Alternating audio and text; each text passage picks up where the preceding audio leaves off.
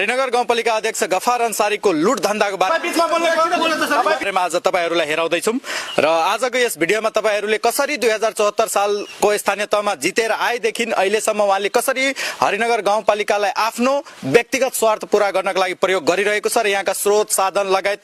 यहाँका जनताहरूले तिरेको करको पैसाबाट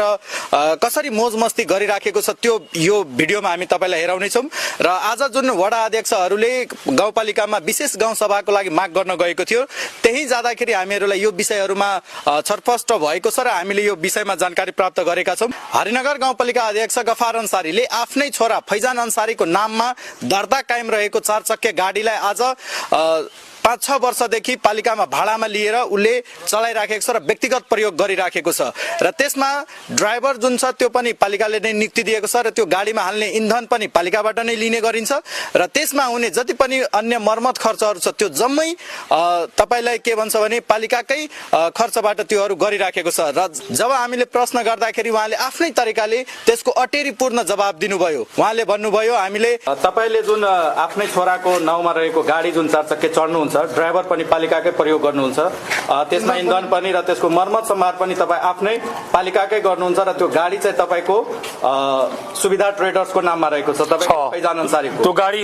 ठेकामा छ कि तपाईले त्यो गाडी गाउँपालिकाको ठेकामा छ यसरी राख्न मिल्छ त्यो ठेकामा मिल्छ सबै गाउँपालिकाले चलिरहेछ के अध्यक्षले अब सबैले अब गएर अरु ठाउँमा पत्ता लगाउनुले कुन गाउँपालिकाको अध्यक्ष या त मेयरले आफ्नै गाडी आफ्नै छोराको गाडीलाई भाडामा लिएको छ आफ्नो छोराको कि उले आफ्नो कारोबार गर्छ म आफ्नो कारोबार गर्छु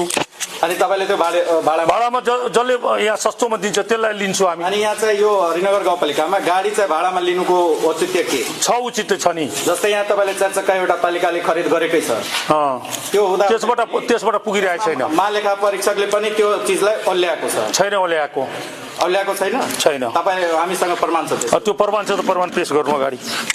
अनि तपाईले यो चाहिँ राख्नुहुन्छ भाडामा गाडी राख्नुहुन्छ भाडामा राख्ने छ नि हामीलाई मासिक 75,000 को दरले बुझाइ राख्नु भएको कति छ कि कति छ त्यो कानुनले जति भेटेको छ त्यतिले हामीले गरेको छु यानी कुराहरु मिलिरहँदाखेरि हामी माथि प्रश्न नउठाउँदाखेरि त्यस्तो केही आएको छैन र जुन त्यो निर्णय गरिन्छ कार्यपालिकाहरुको बैठक हुन्छ गाउँ सभा हुन्छ त्यो सबैमा के गर्छ भने उपस्थितिमा सबैको साइन गराउँछ तर निर्णय जब तलमा लेखिन्छ त्यहाँ तल क्लोजिङमा कसैको साइन गराउँदैन र त्यही बीचमा जुन छलफल भयो त्यो कुराहरु छलफल हुँदा हुँदै